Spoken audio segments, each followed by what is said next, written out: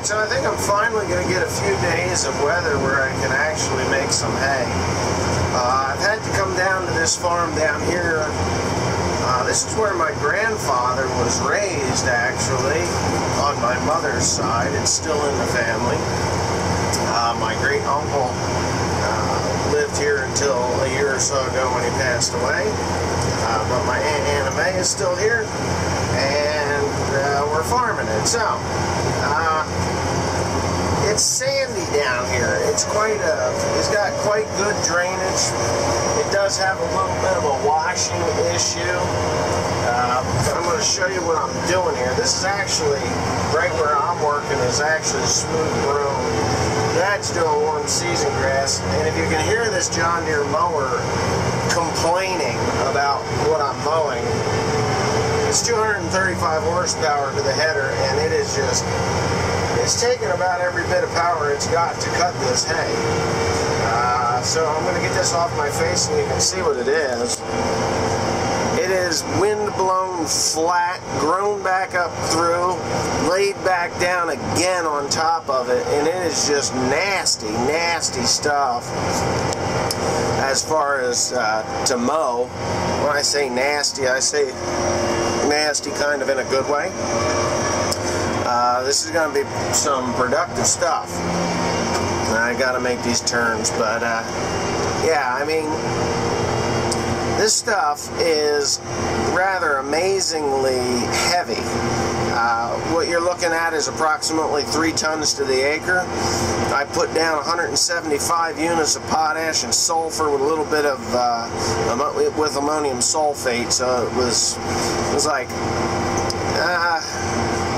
12 extra units of sulfur, ammonium sulfate, with maybe 80 some odd units of potash to the acre, plus the, God, I want to say 15 units of sulfur to the acre. Really worked very well on the whole place. Plus we've gotten a shit ton of moisture. There goes look at that, a pair of foxes over there. Beautiful fox. Hopefully they pop back out into the field. They just came out of the cornfield there next door. No, that's not my corn. That corn belongs to a guy by the name of Rick Denby. He rents that farm there and does good work there. I see a for sale sign on the driveway, so I don't know if it's for sale or not, or whether somebody stuck that sign there, or what the deal is. But anyway, yeah, where Dad's working, and you're going to see, I'm going to set this thing up on a tripod, and you can watch me finish mowing this field, plus what Dad's doing on the other side. Yeah.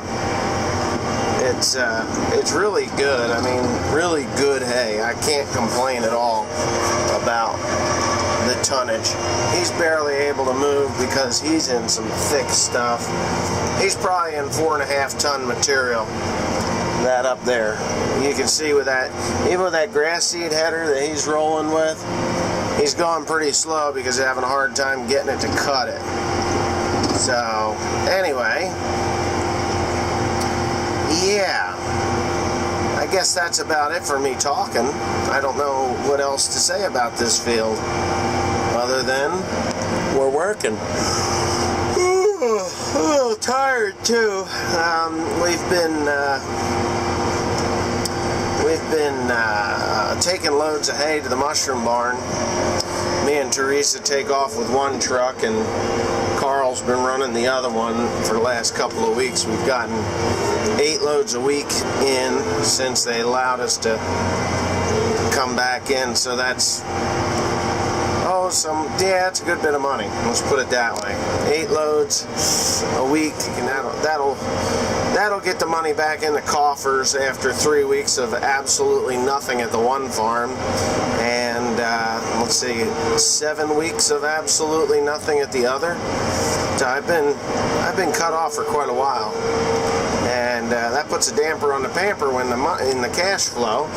And you know, when I'm paying my bills, but I like to have a nice little bit of a comfort zone, and I just don't right now because of fuel and everything else, parts and pieces, and the regular bills, electric and all that other stuff. So, but I guess that's enough of me yammering on about that. I'm moving around 9 miles an hour. Going this direction. I could go faster, I guess, but I'm not going to. But anyway, I'm gonna shut up and finish this field, and then I'll set the tripod up, and you can watch me and Dad do the dance on the other field. That's what happens when you're in a hurry, ladies and gentlemen. Oh yeah, we got a couple of busted up bodies laying there. Blood running out of one's head. Holy shit! And I got that. You see the blood running down the road? I didn't see it, but I saw the person was like laying Hey, there. welcome to America. Now let's die. They look Jamaican, man. They had some bright colors going on and everything. Oh well. You know what? When you're on the highways, you got to pay attention. In the last couple of days, we have seen more asinine things. Actually, today hasn't been too bad, but yesterday and the day before was a nightmare. There was a bad one this morning, and driving in the wrong side of the road. Oh, yeah. On 31. Going up the wrong side of the road on Route 31. That's crazy. Crazy. And he puts his turn signal on to get into the right lane. I'm like, does this guy think he's in England or something? You know? Holy shit. Yeah, I guess. Yeah, that was interesting. Yeah, that was interesting. Ow! Huh, interesting to say the least. Oh well. All in a day's work. Okay, so I kind of had to put that clip in there because this past week of driving, we have seen just about every close call you can imagine. And the last part of this last clip, when we were talking about a guy going up the wrong side of the road on Route 31, well, it was a new style F-150 Ford truck. It was actually, I believe it was the same color as mine. But the guy, when I was going onto the highway, he put his turn signal on and moved to the oncoming lane.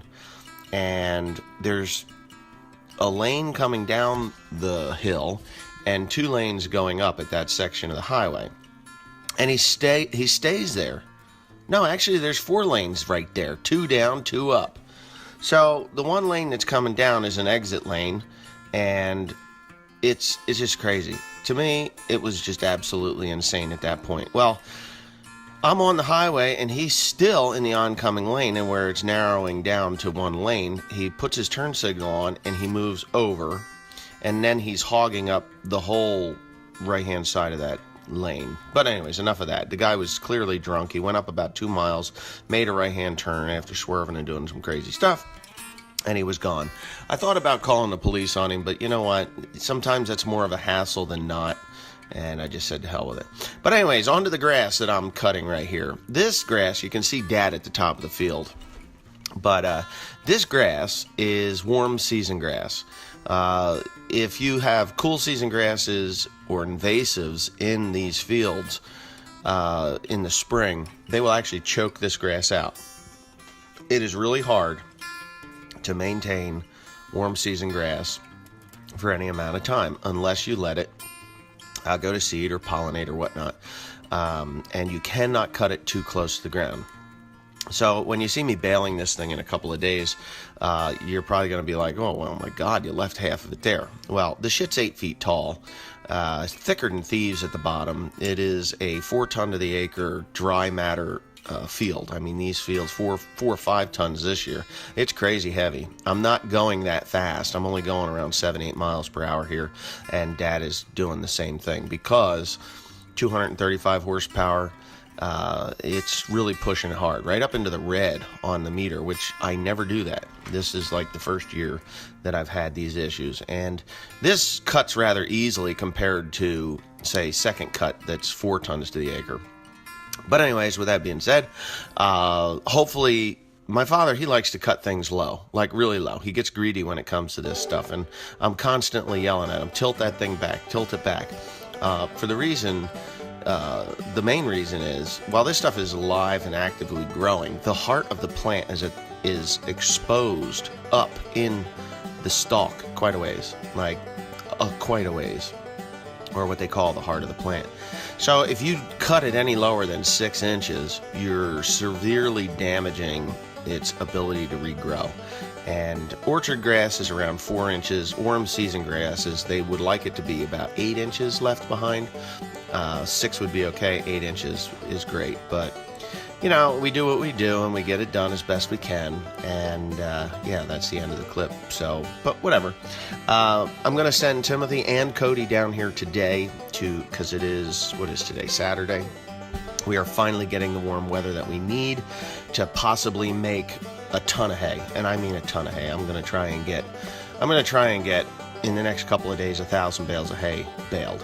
I have one farm that has been mowed since, I don't know, not this past Monday, but the Monday before, almost 2 weeks, and it will be on the ground for 2 weeks because they have a wedding down there this weekend, and I can't do anything down there until the middle of next week or the beginning of next week. So I'm really kind of stressed out here a little bit. We've had a severe amount of rain. On the Tuesday I got back from the farm day. We baled in the afternoon, and that night we got 3 to 4 inches of rain in the matter of a couple of hours. It has made a severe mess. I mean, the hay is pounded into the grass. The grass is coming up through it. It's just crazy. I mean, it is as crazy as you can imagine trying to get this hay made this year. And I know there's a lot of people out there saying, well, you just quit complaining about the rain. I don't have any rain. Well, I'm sorry you don't have rain. I've got the rain. If it was bone-ass dry, I would be done making hay and crying that I didn't have a second cut. But this just means that I'm going to be pushed into November, possibly December, making this hay. So stay tuned for that. I mean, it's going to be a wild, wild ride to get this done. Hopefully, I get everything done, and when I'm done baling, the ticker on the baler says 13, 14, 15,000 bales. Just praying for that. But anyways, thanks for watching. Please comment, rate, and subscribe. Don't forget to check out onelonelyfarmer.com. I know the website is not updated, but it will be soon. And the Patreon videos will be starting soon. I just have to figure out how in the hell to get the video from my Final Cut Pro to Patreon. And when I do that, we're good to go. Thanks again.